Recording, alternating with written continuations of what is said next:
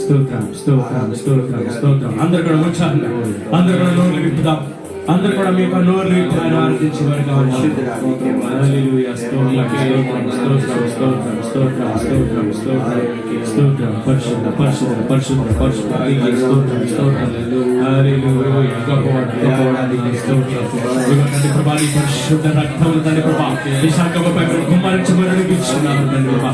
ఇగో తండ్రి ప్రభా, ఎక్కడ ఇద్దరు ముగ్గురు కూడిన నామారాధన సరే తండ్రి ప్రభా, వారి మధ్యలో తను సెలవిచ్చిన వాడు మీకు స్తోత్రము చెల్లించుకుంటున్నామయ్యా. హల్లెలూయా హల్లెలూయా హల్లెలూయా హల్లెలూయా. ఇగో తండ్రి ప్రభా, ఈ కూడిన ప్రతి బిడ్డను తండ్రి ప్రభా తాకబడి ఇచ్చినామయ్యా, మీకు స్తోత్రం. ఈ సమయంలో తండ్రి ప్రభా, నీ యొక్క సన్నిధి కాంతిని మాపై ప్రకాశింపచేయడానికి ఇచ్చినాము తండ్రి ప్రభా. ఇగో తండ్రి ప్రభా, ఏ బిడ్డ ఏ సంవత్సరంతో తండ్రి ప్రభా నీ సన్నిధికి వచ్చిన తండ్రి ప్రభా, మీరు వారితో మీరు మాట్లాడమని ఇచ్చినాము తండ్రి ప్రభా. వారి హృదయాలు తెరిచి తండ్రి ప్రభా ప్రార్థిస్తున్నాక ప్రతి బిడ్డను తండ్రి ప్రభా మీరు తాకమని ఇచ్చినామయ్యా, మీకు స్తోత్రం స్తోత్రం స్తోత్రం స్తోత్రం. హల్లెలూయా. అభిషేకించబడి ఇచ్చినాం తండ్రి ప్రభా, నీ గొప్ప విజయమును తండ్రి ప్రభా మాపై మీరు కుమ్మరించబడి ఇచ్చినామయ్యా, మీకు స్తోత్రం స్తోత్రం స్తోత్రం. హల్లెలూయా హల్లెలూయా హల్లెలూయా. మీకే మీకే మీకే మీకే స్తోత్రం స్తోత్రం స్తోత్రం స్తోత్రం స్తోత్రం. హల్లెలూయా హల్లెలూయా. మీకే వందనం వందనం వందనం వందనం వందనం వందనం. స్తోత్రం స్తోత్రం స్తోత్రం స్తోత్రం స్తోత్రం స్తోత్రం. స్తుతి స్తుతి స్తుతి స్తుతి స్తుతి. ప్రతి ఒక్కరు కూడా ఆనందిద్దాం, ప్రతి ఒక్కరు కూడా ఆనందిద్దాం. ఆయన సృష్టించినటువంటి దేవుడు, ఆయన ప్రార్థన ఆలకిస్తున్నటువంటి దేవుడు, ఈ క్షేత్రంలో ప్రతి ఒక్క స్థుతులపై ఆయన ఆశీర్వాదమై ఉండడానికి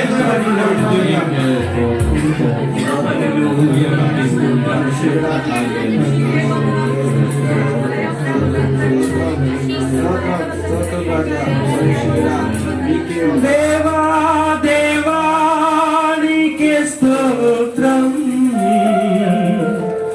దేవా దేవా నీకే స్తోత్రం. ఓ దేవా దేవా నీకే స్తోత్రం. దేవా దేవా నీకే స్తోత్రం. నీవు నా తోడు ఉన్నావయ్యా, నాకు భయమేలా నా యేసయ్యా. నీవు నాలోనే ఉన్నావయ్యా, నాకు దివ్యేలా నా యేసయ్యా. నాకు భయమేలా, నాకు దిగులేలా, నాకు చింతేలా, నాకు వీలేలా. నీవు నా తోడు ఉన్నావయ్యా, నాకు భయమేలా నా యేసయ్యా. నీవు నాలోనే ఉన్నావయ్యా, నాకు దిగులేలా నా యేసయ్యా. కష్టంలో నష్టంలో నా తోడు ఉన్నావు, వేదనలో వేదనలో నా చెంత ఉన్నావు. కష్టంలో నష్టంలో నా తోడు ఉన్నావు, వేదనలో వేదనలో నా చెంత ఉన్నావు. అడిగిన వారికి ఇచ్చేవాడవు, అడిగిన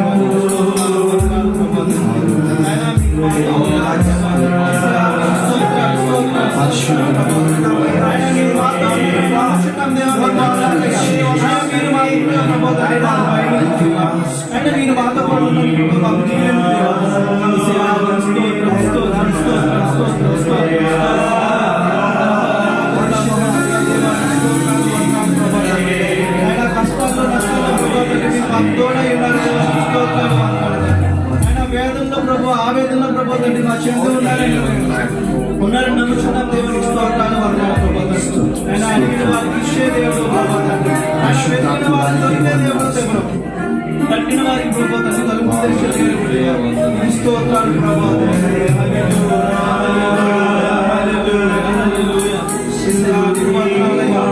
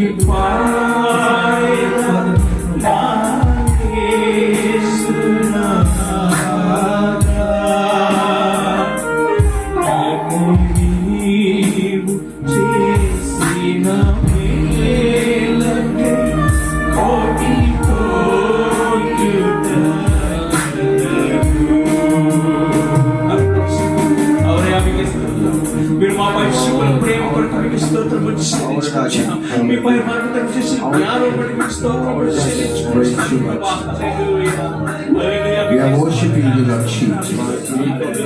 We glorify thy name in the sight of all the world, Lord Jesus.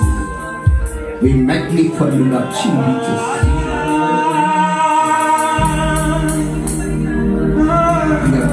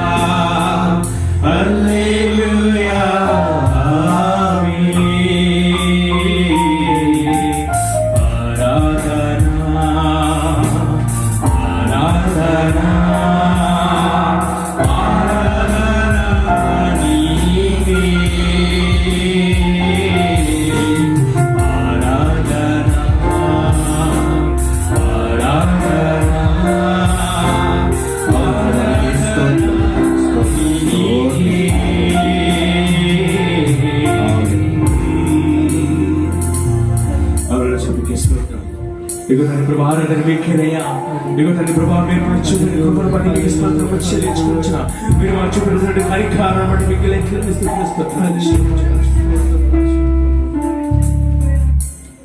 ప్రార్థన చేసుకుందాం. మమ్మల్ని మిక్కిలిగా ప్రేమించినటువంటి మా ప్రియ పరలోకపు తండ్రి మీకు లెక్కలేని స్తుతులు స్తోత్రం చెల్లించుకుంటున్నాం. ఇక తండ్రి ప్రభా నీ సన్నిధిలో మాకు ఇచ్చిన ఈ అవకాశాన్ని బట్టి మీకు లెక్కలేని స్తుతులు స్తోత్రం చెల్లించుకుంటున్నామయ్యా. ఈ సమయంలో తండ్రి ప్రభా నీ ఆరాధనలో పాల్పొందుకున్న ప్రతి ఒక్క బిడ్డను బట్టి మేము ప్రార్థిస్తున్నామయ్యా. ఇంకో తండ్రి ప్రభా ప్రతి ఒక్క బిడ్డ చేసిన తండ్రి స్తుతులపై మీరు ఆశ్చర్యుడమైన మనం వచ్చినాము తండ్రి ప్రభా. అందుకొరకై మీకు లెక్కలేని స్తోత్రం. ఇక తండ్రి ప్రభా ఎక్కడ ఇద్దరు ముగ్గురు కూడిన నామాన్ని ఆరాధిస్తారో స్తుతిస్తారో వారి మధ్యలో సెలవిచ్చిన వాడా మీకు స్తోత్రం. మీరు మన మధ్యలో ఉన్నారయ్యా, అందుకొరకే మీకు స్తోత్రం. ఇక తండ్రి ప్రభా నీ ఉజ్జీవం ఉపయోగించినందుకు మీకు స్తోత్రం చెల్లించుకోవచ్చు. ఇక తండ్రి ప్రభా చిన్న ఆరాధన తండ్రి ప్రభా నీ పాద సన్నిధికి చేర్చుకుంటాను. మీరే గంట మహిమ ప్రభావాలు పొందుకుంటాను. యేసు పరిశుద్ధ నామమును బట్టి మిక్కిలి వినతులు అడిగి వచ్చున్నాము ప్రభు తండ్రి. ఆమేన్ ఆమేన్. హల్లెలూయా హల్లెలూయా హల్లెలూయా.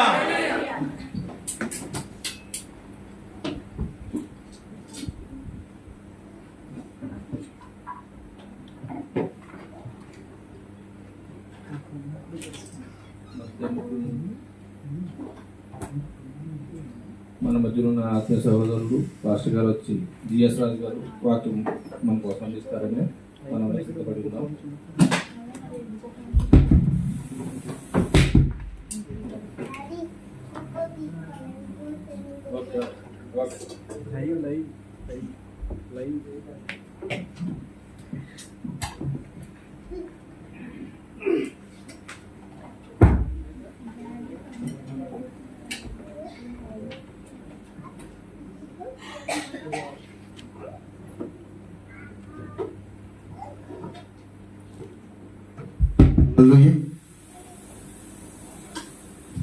దేవునికి ఘనమైన నామానికి స్తుతులు స్తోత్రాలు. హల్లెలూయా హల్లెలూయా హల్లెలూయా. అందరూ సంతోషంగా ఉన్నారు. మీ అందరికన్నా అతి ముఖ్యంగా మేమైతే చాలా సంతోషంగా ఉన్నాం. మీకు అందరికీ ఆల్రెడీ తెలుసు మేము ఎంత నిమిత్తం సంతోషంగా ఉన్నామో. మేము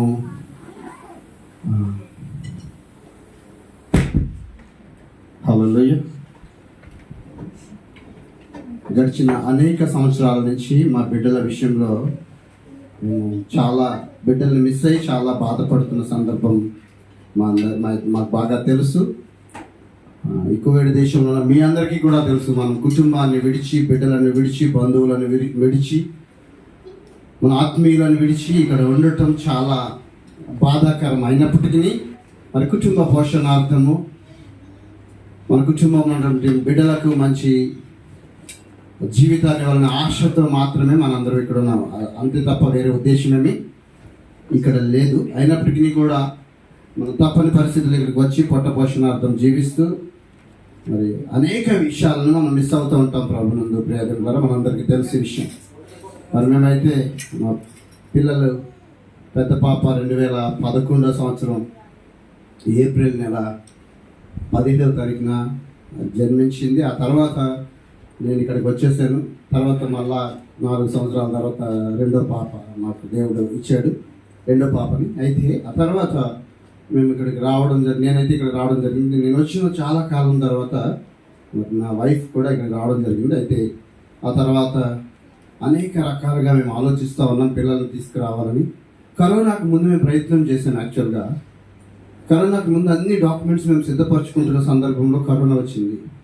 కరోనా వచ్చిన తర్వాత పిల్లల కోసం ట్రై చేద్దామంటే కరోనాలో మొత్తం బ్లాక్ అయిపోయింది.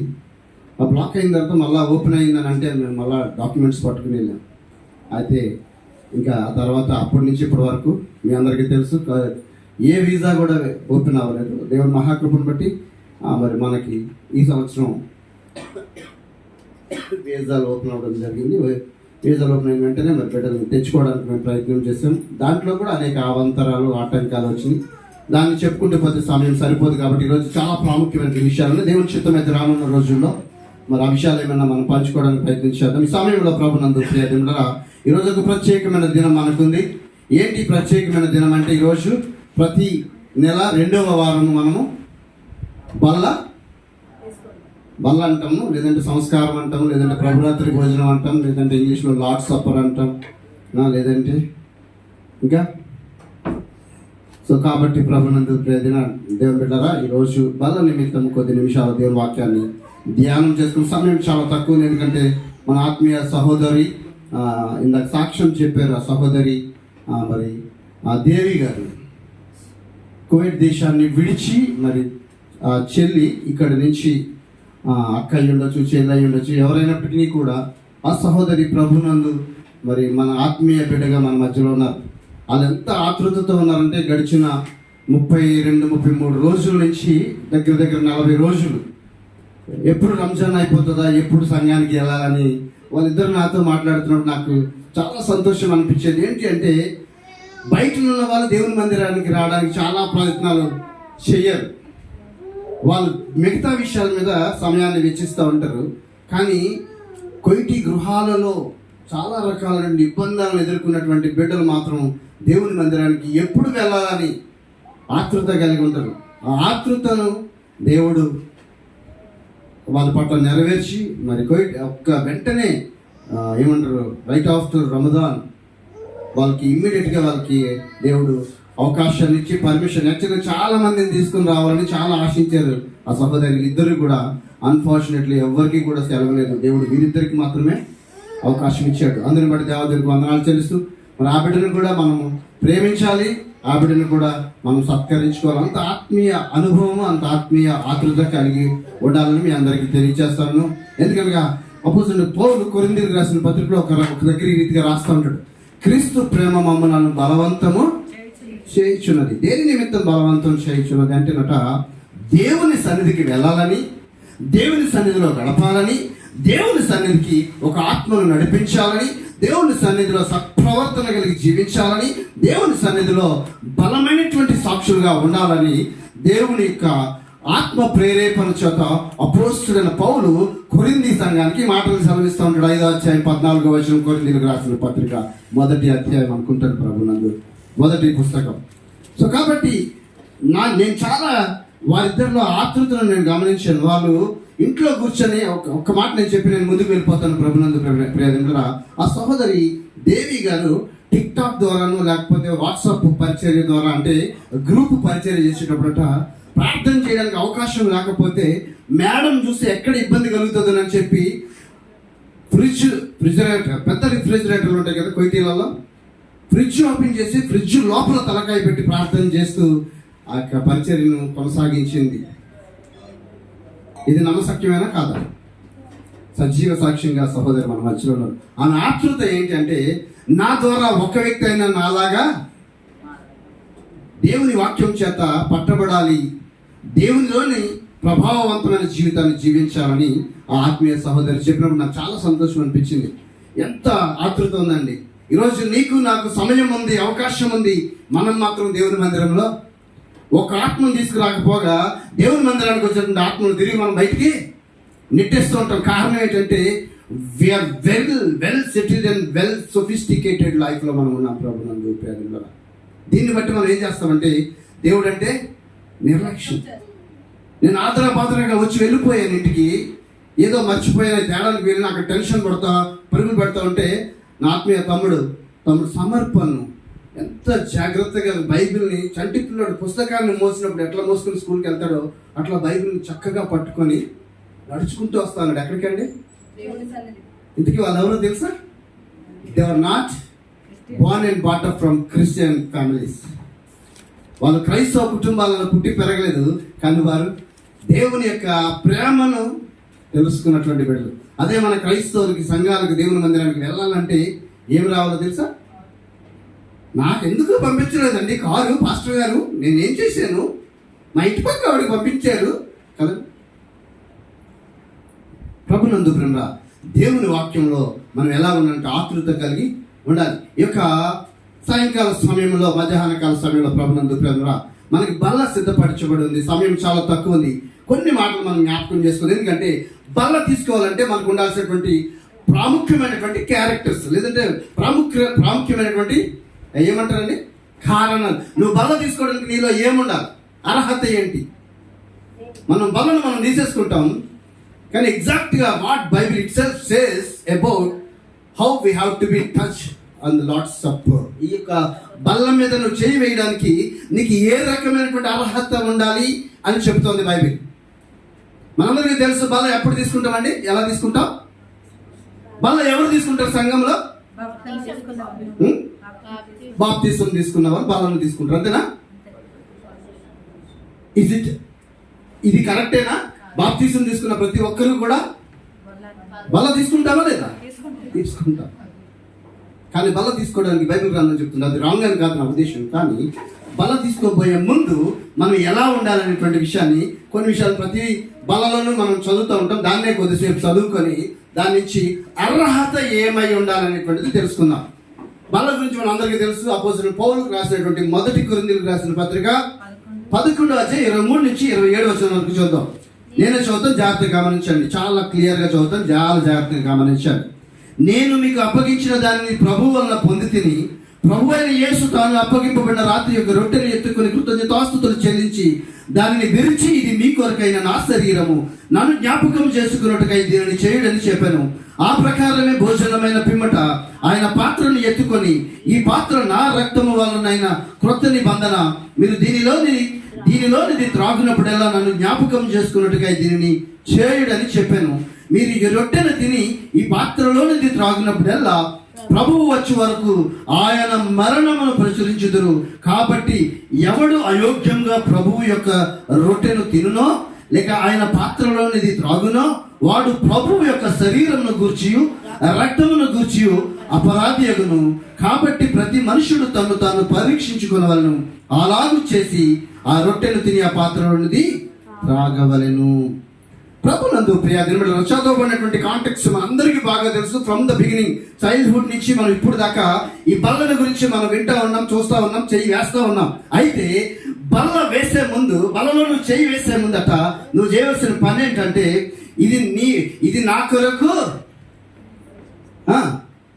ఇది నా కొరకైనా ఆయన నా కొరకు శ్రమను అనుభవించినటువంటి ఆయన శరీరం అని, నా కొరకు చిందించబడినటువంటి రక్తం అని గ్రహించి మనం దాంట్లో చేయాలి. ఈ రోజుల్లో ప్రభునందు ప్రియనులరా, కనుక్కున్న కన్న బిడ్డ లేదంటే కన్న తల్లి ఒకవేళ ఉదాహరణకి నాయన తంబి, నన్ను తంబి అంటారు. నాయన తంబి, నేను ఇక ముసల్దాన్ని అయిపోయాను కాబట్టి నీవు నా బలలో, నా శరీరంలో నువ్వు పాలిభాగస్తుడు అవ్వాలి. ఎందుకంటే నీవు నా రక్త మాంసములను పంచుకొని పుట్టావు కాబట్టి నా రక్తంలో నా యొక్క మాంసంలో చిన్న ముక్క తీసుకొని తిన్నాయన అంటే నేను తినగలనండి? ఇప్పుడు మా అమ్మ రక్తమే కదా నాకు ఇచ్చింది, మా అమ్మ శరీరంలో నుంచే కదా నేను బయటకు వచ్చానని చెప్పి, నేను అమ్మ నీ రక్తము నీ యొక్క శరీరమే కదా నాదని చెప్పి నేను మంచి దిట్టంగా ఉన్నాను, పువ్వు పట్టేసి ఉన్నాను కాబట్టి ఒక చిన్న ముక్క నాది కోసుకొని నువ్వు తినమ్మంటే తింటదా? తినగలరండి?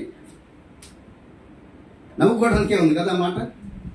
కానీ యేసుక్రీస్తు వారు నీ గురించి అపోస్తలుడు పౌలు కొరింథీ సంఘానికి చెప్తా ఉన్నాడు, ఇది మీ వలన నా, చూడండి ఇక్కడ 26వ వచనంలో అంటాడు కదా, మీరు ఈ రొట్టెను తిని ఈ పాత్రలోనిది త్రాగినప్పుడల్లా ప్రభు వచ్చే వరకు ఆయన మరణమును.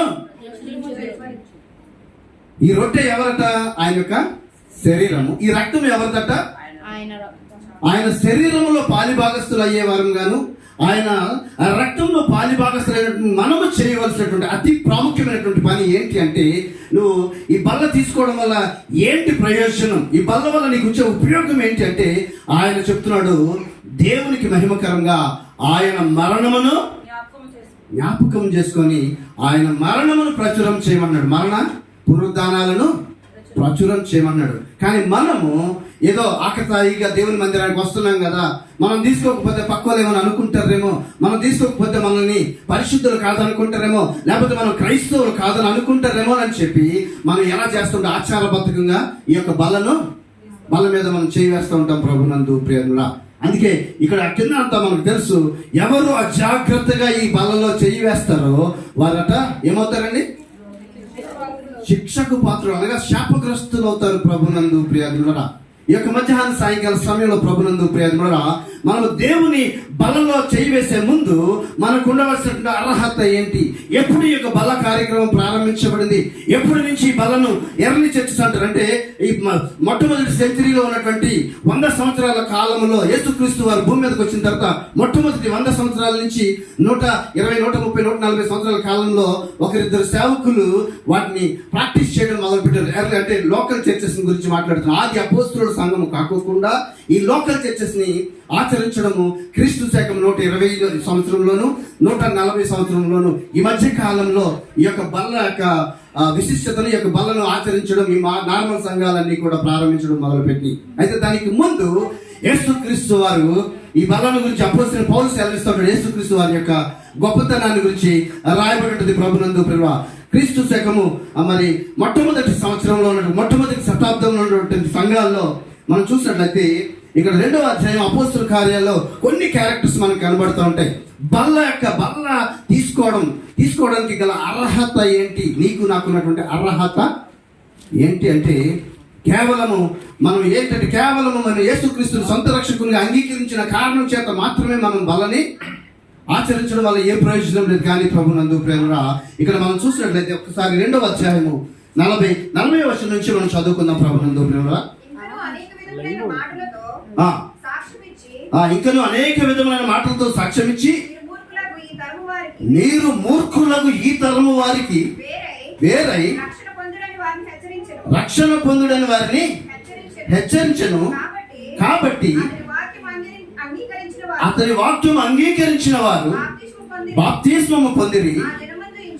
ఆ దినమందు ఇంచుమించు 3,000 మంది చేర్చబడిరి.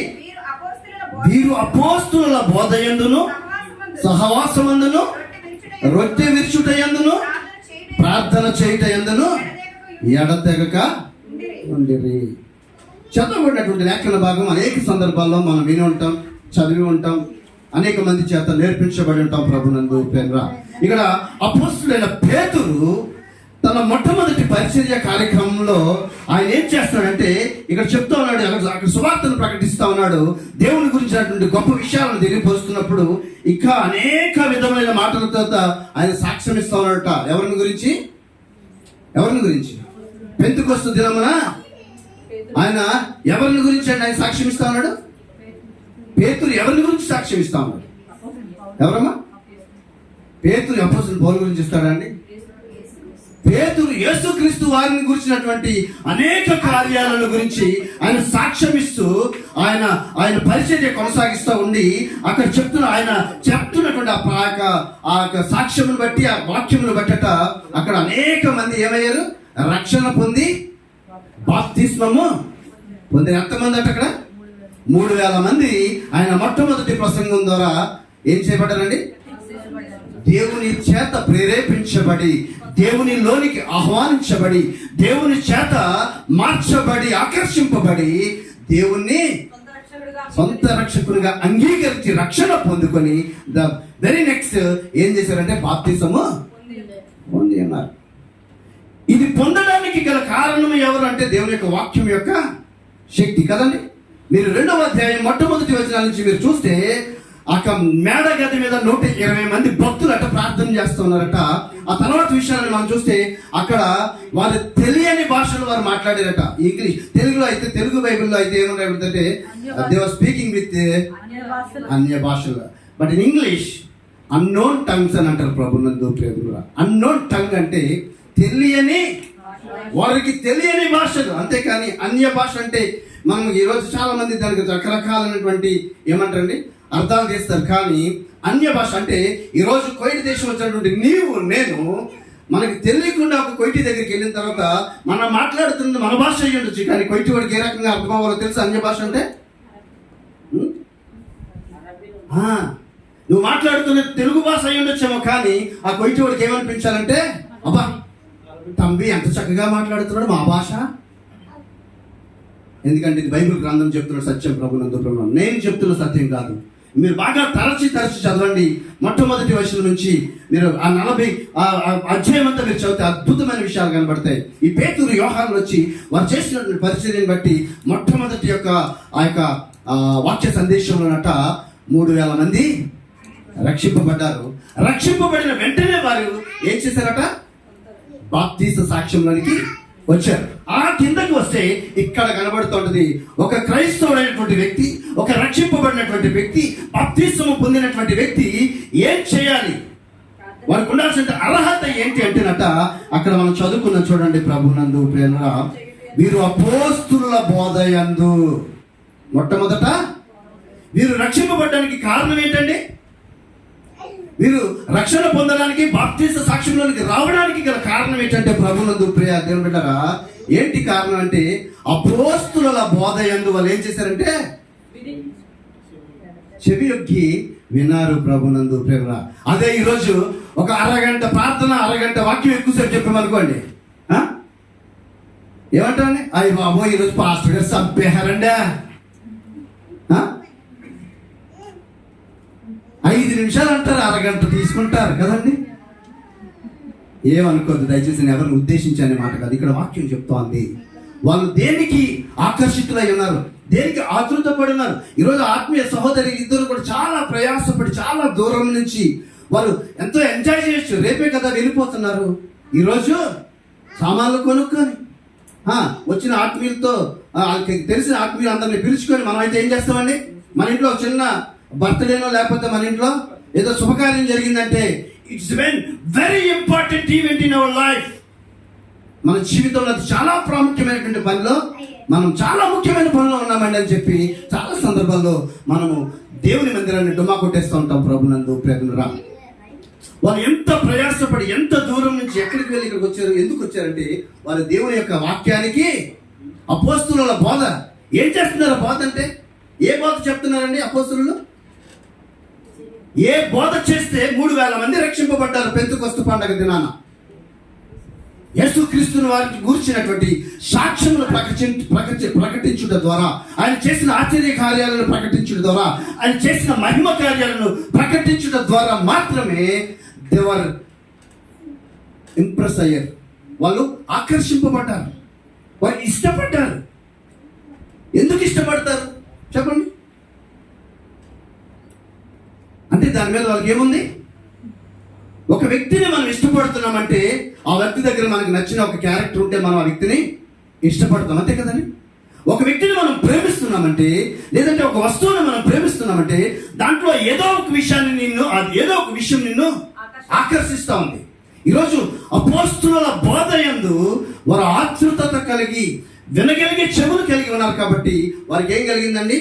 వారి ఆసక్తి వారి జీవితాన్ని రక్షణ మార్గంలోనికి తీసుకెళ్ళింది, బాప్తిస్మ సాక్ష్యంలోనికి తెచ్చింది. ఈరోజు బాప్తిస్మ తీసుకున్నటువంటి నీవు నేను ఏదో పేరుకు బాప్తిస్మ తీసుకోవడం, పెళ్లికి బాప్తిస్మ తీసుకోవడం, లేదంటే బాప్తిస్మ తీసుకోకపోతే నేను క్రైస్తవుని కాదేమో అనుకుంటారేమో అని చెప్పి బాప్తిస్మ సాక్ష్యంలోనికి రావడం వలన ఏ ప్రయోజనం లేదు. ఈవెన్ మనము బలలో చెయ్యి వేసినా కూడా there is no fruitful life in our life. అది ఏమంటారు? ఫలభరితమైన జీవితం మనలో ఉండదు. ప్రభునందు ప్రియమైన కారణం ఏంటంటే we are like a idol worshippers.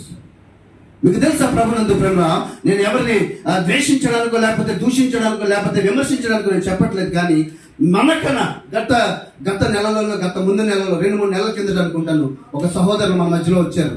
ఏం పేరు ఆయన పేరు? యవనస్తుడు, తమ్ముడు. ఏం పేరు తమ్ముడు? పాస్టర్ గారు సందీప్ గారు. ఆయన ఏమన్నాడండి? పుట్టు క్రైస్తవుడు ఎవడున్నాడు కదండి? పుట్టు క్రైస్తవుడు ఎవరు లేరు. ఒకసారి ఆలోచించండి ప్రభునందు ప్రేరణ. ఆయన ఒక వాక్యం చెప్తూ ఒక మాట అన్నారు. ఒక ఊరు వెళ్ళి ఆ ఊరిలోనట, మనందరికీ తెలుసు, జస్ట్ ఒక మాట చెప్పి నేను ముందుకెళ్ళిపోతాను. ఆ ఊరిలో ఆయన స్నేహితులైనటువంటి బ్రాహ్మణ స్నేహితుల యొక్క కుటుంబం దగ్గరికి వెళ్ళి ఆ స్నేహితుని కుమారుడి దగ్గరికి వెళ్ళి అడిగాడట. ఏమని అడిగాడు? నాయనా నువ్వేమవుతావు అంటే, నేను పౌరాహిత్యం చేస్తానండి, మా నాన్నగారి తర్వాత నేను పౌరాహిత్యం చేస్తానన్నాడట. అదే క్రైస్తవుని సేవకుని కుమారుణ్ణి అడిగితే నేను సేవ చేస్తానంటాడండి. ఎందుకంటే వీడికే సరైనటువంటి ఆసక్తి లేదు. ప్రభునందు ప్రియరా, మనం పుట్టు క్రైస్తవులు అయినంత మాత్రాన పౌరాహిత్యం చేసేటువంటి స్వభావం మనం వెళ్ళలేం. కారణం ఏంటో తెలుసా? మనకి అనేక రకాల కోరికలు. మనం ఇవ్వాల్సిన ప్రయారిటీ, దేవునికి ఇవ్వాల్సిన ప్రయారిటీ కన్నా, దేవుని వాక్యానికి ఇవ్వాల్సిన ప్రయారిటీ కన్నా పైన వాటి మీదనే మనము ఆసక్తిని చూపించే వారు ఉంటాం ప్రభునందు ప్రియరా. ఈరోజు ఒక హైందవ కుటుంబాలలో ఉన్నటువంటి బిడ్డలకు ఉన్నటువంటి ఆసక్తి క్రైస్తవులుగా పిలువబడుతున్నటువంటి నీకు నాకు లేకపోవడానికి గల కారణం ఏంటో తెలుసా అండి? దానికి ఉన్నటువంటి కారణం ఏంటంటే ప్రభునందు ప్రియరా, ల్యాక్ ఆఫ్ నాలెడ్జ్. అంటే ఆ యొక్క జ్ఞానము కొదువగా ఉండడాన్ని బట్టి, దాని విలువ తెలియకపోవడాన్ని బట్టి మనం దేనికి ఆసక్తి చూపే వారంగా ఉంటున్నామంటే ఈ లోక సంపదన గురించి ఆసక్తి చూపించే వారంగా ఉంటాం. నేను ఒక పెద్ద దైవ సేవకునితో మాట్లాడాను. అంటే వయసులో పెద్ద ఆయన నా ఉద్దేశం. ఆయన ఎంత పెద్ద సంఘం నాకు తెలియదు. ఎందుకంటే నా బిడ్డల్ని, మా అత్తగారిని ఎయిర్పోర్ట్ దాకా ఆయన ఎంతో ప్రయాసపడి తీసుకొచ్చారు. ఆయన ఒక మాట చెప్పారు, బ్రదర్, ఇహలోక సంపదన గురించి నేను ఏ రోజు ఆశించలేదండి. నాకేమీ లేదు, నాకు ఒకటే కోరిక ఏంటి అంటే నేను చనిపోతే దేవుని మందిరంలో, దేవుని సన్ముఖంలో నేను ఉండాలా. అది మాత్రమే నా యొక్క గోల్ అని చెప్పారు ప్రభునందు ప్రేమ. నాకు కూడా మంచి ఆత్మీయ స్నేహితులు ఉన్నారు. ఒక ఆత్మీయ స్నేహితులు ఒక మాట చెప్పాడు ప్రభునందు ప్రేమలా. ఆయన ఒక పెద్ద డాక్టర్. యాక్చువల్గా ఆయన చెప్పింది ఏంటంటే, చస్తే కావాల్సింది 3x6 అడుగులు గోతి. ఈ గోతిలో ఉండాల్సిన నీ శరీరం, నా శరీరం ఈ గోతిలో ఉండకుండా సోఫిస్టికేటెడ్ హౌసెస్ కావాలని చెప్పి 2 అంతస్తుల మేడలు, 3 అంతస్తుల మేడలు కట్టేస్తూ వచ్చిన వ్యక్తులందరికీ కూడా, this is my property, this is living room, this is bedroom, this is master bedroom, this is guest room, this is children bedroom, this is మంచి బాత్రూమ్ అని కూడా చూపిస్తూ ఉంటా. ఆయన అంటాడు, ఎంత పెద్ద ఇల్లు ఉంటే అంత పెద్ద వాచ్మెన్ ఉంది ఆ ఇంటికి. You are not the owner of that building, you are the watchman of that building. నువ్వు కాపాడుకోవడానికే దానికి ప్రయాసపడతావు తప్ప దానిలో నివాసము చేయలేవు. ప్రభునందు ప్రేమలో దేవుని సముఖంలో ఉండాల్సినటువంటి మనము, దేవుని బలలో చేయవేసేటువంటి మనకు ఉండాల్సినటువంటి ప్రాముఖ్యమైన అర్హత ఏంటి అంటే, బోధకు చెవియొక్కే వారం ఉండాలి. అది ఏ బోధకు చెవియొక్కాలంటే దేవుని వాక్యం యొక్క బోధకు చెవియొక్కే వారం ఉండాలి.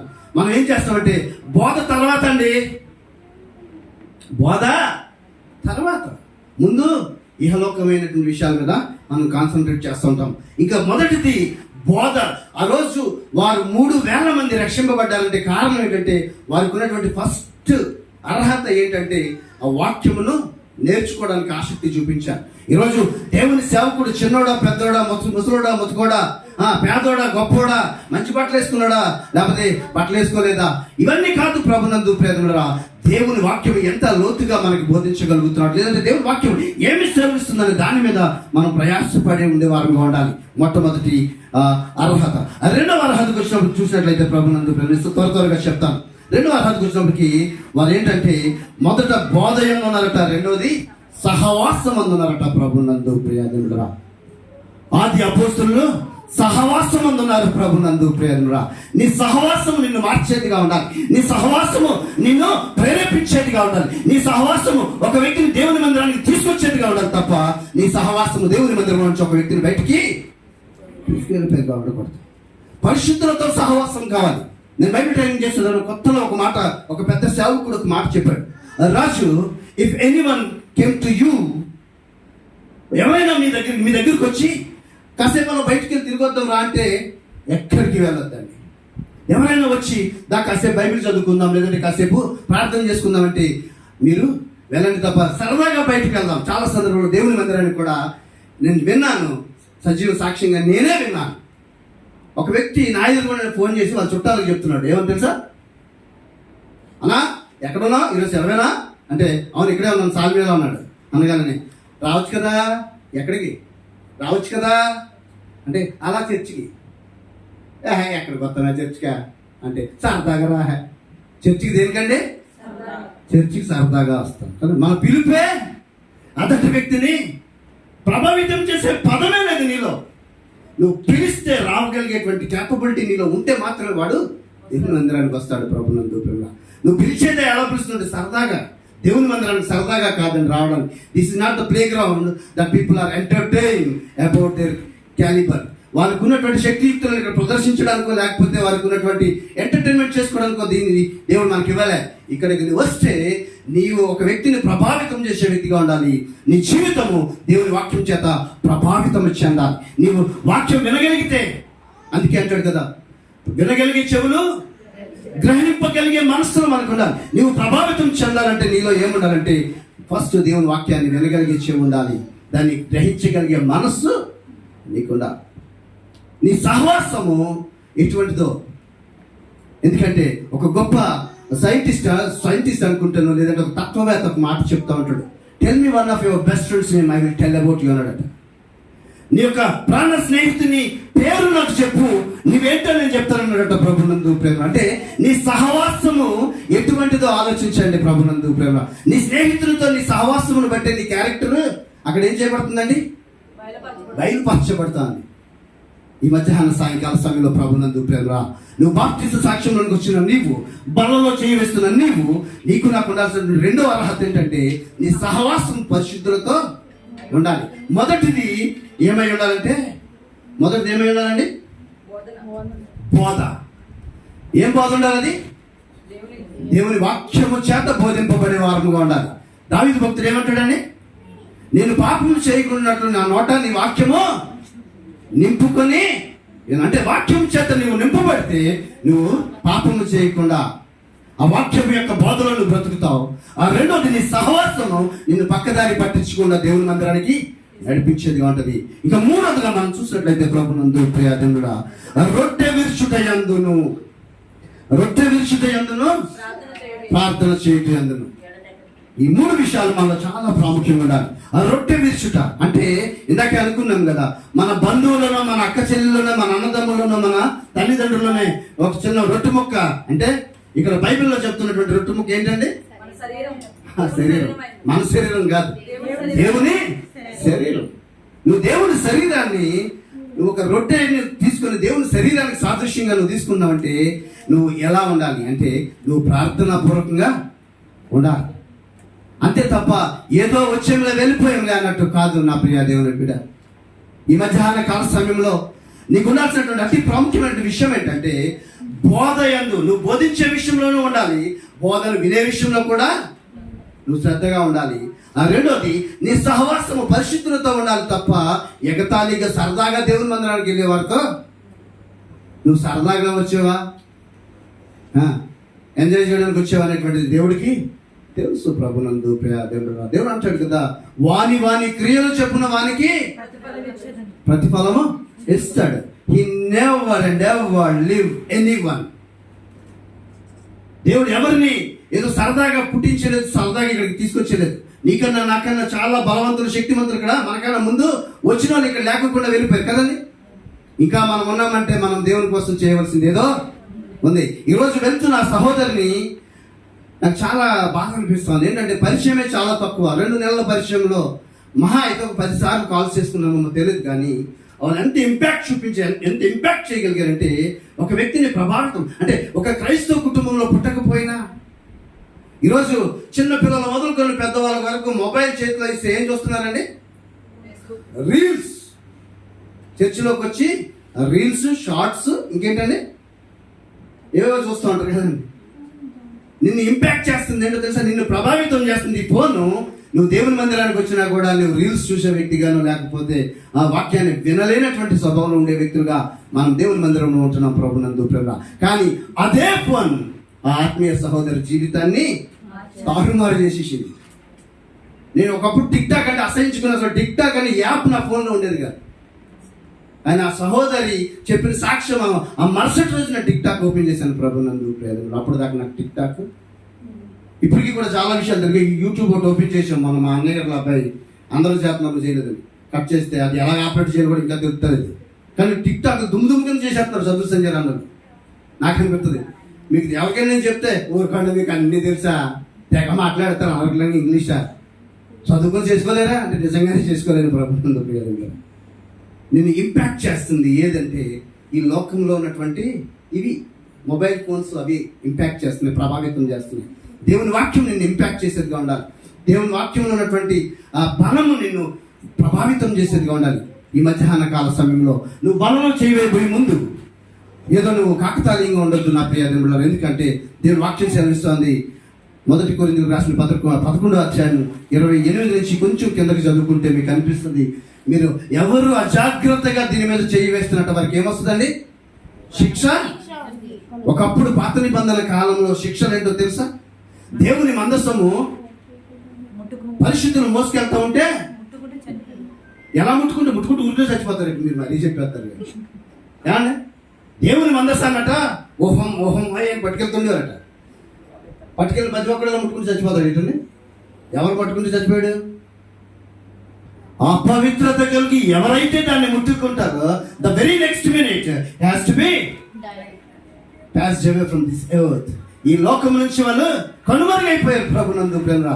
కానీ ఈరోజు దేవుని మందిరంలో మందసము కన్నా ప్రాముఖ్యమైనటువంటిది, దేవుని శరీరానికి సాదృశ్యంగాను దేవుని రక్తానికి సాదృశ్యమైనటువంటి బలలో మాత్రం మనం చాలా ఈజీగా ఏం చేస్తాం? నువ్వు బలలో చేయడానికి ఉండాల్సినటువంటి అర్హత మొట్టమొదట దేవుని వాక్యానికి లోబడే తత్వము, దేవుని వాక్యాన్ని బోధించే తత్వము, దేవుని బోధకు లోబడే తత్వం ఉండాలి. ఆ రెండోది పరిశుద్ధులతో సహవాసము కలిగి ఉండాలి.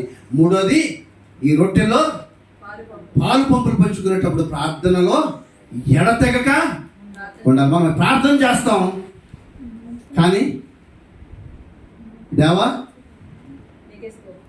నీకు స్తోత్రం, నా గాత్రం, ఆమేన్, హల్లెలూయా కదండి. క్రైస్తవుని యొక్క జీవితం ఎలా ఉందంటే స్తోత్రం, ఆత్రం, ఆమేన్, ఈ మూడే.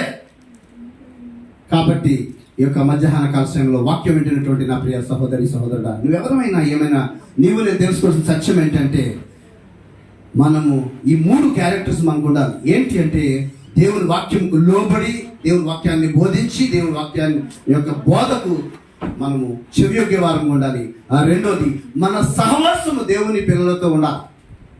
మన సహవాసము ఎక్కడికి దేవుని పిల్లలు ఎక్కడికి గుడ్డోడైతే గుడ్డోడు దారి చూపిస్తే ఏమవుతారంటే గుడ్డోడు దారి చూపిస్తే గుడ్డోడు దారి చూపిస్తే ఏమవుతుందంటే గుంటలో పడ్డారని ఒక సామెత ఉంది బైబిల్ గ్రంథంలో. నేను గుడ్డోడు అయ్యి ఇంకో గుడ్డోడు దారి చూపించాలంటే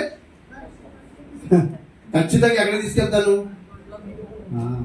ప్రమాదానికి తీసుకెళ్తా. కాబట్టి నీ సహవాసము ఒకవేళ నువ్వు ఆత్మీయ అంధత్వంలో ఉన్నా కూడా నువ్వు ఆత్మీయ కన్నులు తెరవబడినటువంటి దృష్టి ఉన్నట్టు ఆత్మీయ దృష్టితో చూడగలిగేటువంటి వ్యక్తులతో నీ సహవాసం కలిగి ఉండాలి. అది మాత్రమే నిన్ను ప్రభావితం చేస్తుంది. ఈరోజు మనం తప్పుడోళ్ళు మనం తెలుసు, మనం పాపం చేస్తున్నామని తెలుసు, మనం నేరాలు చేస్తున్నామని తెలుసు, కానీ మనతో పాటు మన తప్పుని కప్పిపుచ్చుకోవడానికి మంచోళ్ళని కూడా తప్పులోకి నెట్టేసేవారంగా, శ్రమంలో పెట్టేసేవారుగా వెళ్ళిపోతున్నట్టే. కారణం ఏంటో తెలుసా? You people are lack of knowledge about God. దేవుని వాక్యమైనటువంటి ఈ యొక్క పరిశుద్ధ గ్రంథం యొక్క లోతైన మర్మాలను తెలుసుకోకుండా అన్యులతో సహవాసం చేస్తే, అన్యులు అంటే దాని అర్థం ఏంటండి? People those who are not knowing about God. ఎవరైతే దేవుని తెలియని ప్రజలు ఉంటారో వారితో మన సహవాసము కలిగి జీవిస్తూ మన తప్పుడు నిర్ణయాలు మనం తీసుకుంటే ఆటోమేటిక్ ఏమైపోద్దంటే మనము గుడ్డోడు దారి చూపినట్టే. కాబట్టి దేవుని వాక్యములను లోతైన మర్మాలు మనం తెలుసుకోవాలి ప్రభునందు ప్రేమ. ఊరికినే ఆ రోజు అపోస్తలులు 3000 మందిని వారు ప్రార్థన చేసి వాక్యం చెప్పేస్తే వారు రక్షింపబడిపోలే. వారి యొక్క క్రియలు, వారి యొక్క పరిచర్య, వారి యొక్క సహవాసము, వారి యొక్క వినికిడి, దేవుని మాటల కొరకైన వినికిడి ఉంది.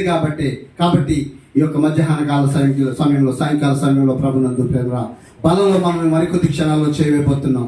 దయచేసి అందరూ గ్రహించండి.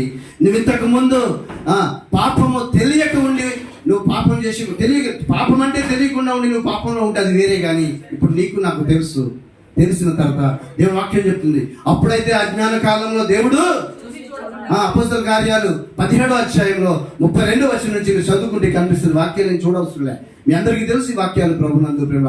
అప్పుడైతే అజ్ఞాన కాలంలో దేవుడు చూసి చూడనట్టున్నాడు, కానీ ఇప్పుడు అందరూ అంతటను మారు మనస్సు పొందాలని దేవుడు ఆజ్ఞాపిస్తున్నాడు. ఈరోజు బలంలో నువ్వు చేయబోయే ముందు, నువ్వు చేయబోయే ముందు, బలంలో నువ్వు పార్టిసిపేట్ చేయబోయే ముందు నిన్ను పరీక్షించుకో. కారణం ఏంటంటే నీ పరీక్ష నీ జీవితాన్ని ప్రభావితం చేసేదిగా ఉండాలి. ఎగ్జామ్స్ రాస్తే మనకు ఒక రిజల్ట్ వస్తుంది. ఆ రిజల్ట్ దేనికి ఉపయోగకరంగా ఉండాలంటే నెక్స్ట్ ఇయర్ వేరే క్లాసులోకి వెళ్ళేదిగా ఉండాలి తప్ప ఈ ఇయర్ ఫెయిల్ అయిపోయి మళ్ళీ వెనక్కి వెళ్ళిపోయే స్థితిలో ఉండడానికి వీలేదు. కాబట్టి ప్రభునందు ప్రేమ ఈరోజు బలలో చేయాలనుకున్న వారందరూ కూడా 1 నిమిషం ప్రార్థన పూర్వకంగా ఉందాం. నేను వాక్యాన్ని ముగిస్తా ఉన్నాను. 3 ప్రాముఖ్యమైనటువంటి అర్హతలు మనలో ఉండాలి. ఏంటంటే మొట్టమొదటిది అపోస్తుల బోధకు చెవియొగ్గే వారంగా ఉండాలి. దేవుని సేవకులు చెప్పే మాటలకు లోబడే స్వభావం కలిగి ఉండే వారంగా ఉండాలి. ఆ రెండోది సహవాసం కలిగి ఉండాలి పరిశుద్ధులతో. మూడోది ఎడతెగక ఈ రొట్టెల గురించి ప్రార్థనను విజ్ఞాపనం కలిగి ఉండేవారం ఉండాలి. అట్టి కొద్దిగా దేవుడు మనం దీవించి ఆశీర్వదించి బలపరుస్తారు కాక. ఆమేన్. ఈసారి అందరూ కూడా చిన్న ప్రార్థన చేసుకొని బాలలో మనం పార్టిసిపేట్ చేద్దాం. దయచేసి బాల కొరకు సిద్ధపడిన వారందరూ కూడా ప్రార్థన చేస్తుండగా మరి సమయంలో ముందుకు వచ్చి మరి నిలవాల్సిందిగా ప్రభుత్వాన్ని మనం చేస్తా ఉన్నాను. అందరూ కూడా తలవంచుకుందాం, ప్రార్థన చేసుకుందాం. బాగా ప్రిపేర్ చేస్తుందిగా తమ్ముడు మరి నిరీక్షణ రావాల్సిందిగా ప్రభుత్వాన్ని మనం చేస్తా ఉన్నాను.